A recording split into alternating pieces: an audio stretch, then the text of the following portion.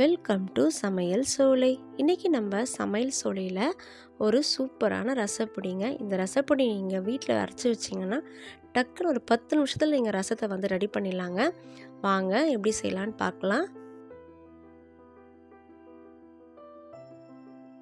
இப்போ நம்ம அடுப்பில் ஒரு வானல் வச்சிடலாங்க. வானல் நல்லா சூடாகட்டும். வானல் வந்து வெறும் வானலாக இருக்கணும், அதில் ஆயில் எதுவும் வந்து சேர்க்கக்கூடாது. நம்ம முதல்ல வந்து இந்த மல்லி விதைகள் வந்து வறுத்து விட்டுக்கலாம். நான் இன்றைக்கி மல்லி விதைகள் வந்து 40 கிராம் எடுத்துருக்கேங்க. நல்லா வந்து அதை வறுத்து விட்டுடலாங்க. இது கொஞ்சம் சூடான உடனே நம்ம வந்து அதை எடுத்துட போகிறோம். எடுத்து ஒரு தட்டில் போட்டு நம்ம ஆற வைக்க போகிறோங்க. நல்லா வந்து அதை வறுத்து விட்டுருங்க. அவ்வளோதாங்க, நல்லா வந்து சூடாயிடுச்சு. இப்போ நம்ம வந்து இதை எடுத்துடலாங்க.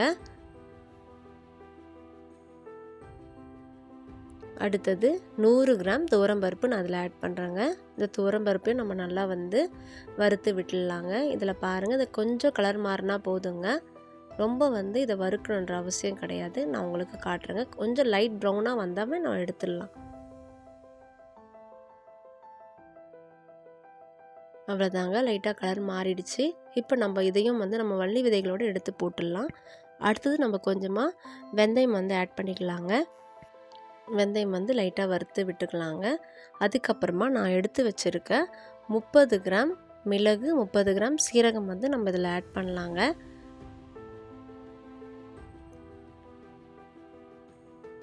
இதையும் நம்ம ஆட் பண்ணிவிட்டு இதை மூணுமே வந்து நல்லா வந்து வறுத்து விட்டுக்கலாங்க.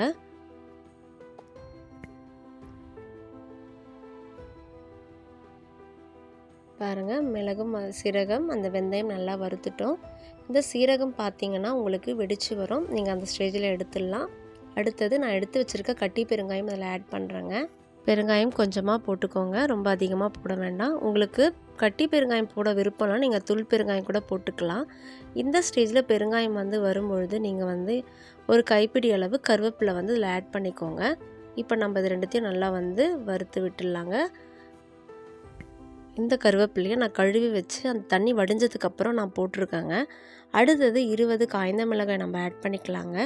நான் இன்றைக்கி எனக்கு காரத்துக்கு நான் 20 போடுறேங்க. உங்களுக்கு காரம் கம்மியாக வேணும் அப்படின்னா நீங்கள் ஒரு 15 காய்ந்த மிளகாய் வந்து ஆட் பண்ணிக்கோங்க. இந்த காய்ந்த மிளகாயை நம்ம வந்து லைட்டாக வந்து வறுத்து விட்டுக்கலாங்க. ரொம்ப வந்து கருக விட வேண்டாம். அவ்வளோதாங்க, நம்ம எல்லாத்தையும் எடுத்து கொட்டிட்டோம். இப்போ நான் வந்து என்ன பண்ண போகிறேன்னா இதை ஆற வைக்க போகிறேங்க. இது நல்லா வந்து ஆறட்டும். ஆறினவுடனே நம்ம வந்து ஈரம் இல்லாத ஒரு மிக்சி ஜாரில் போட்டு நம்ம வந்து இதை அரைச்சி எடுத்துக்கலாங்க. ஈரத்தோடு நீங்கள் போட வேண்டாம். உங்களுக்கு நான் ஆறின பிறகு எப்படின்னு காட்டுறேங்க.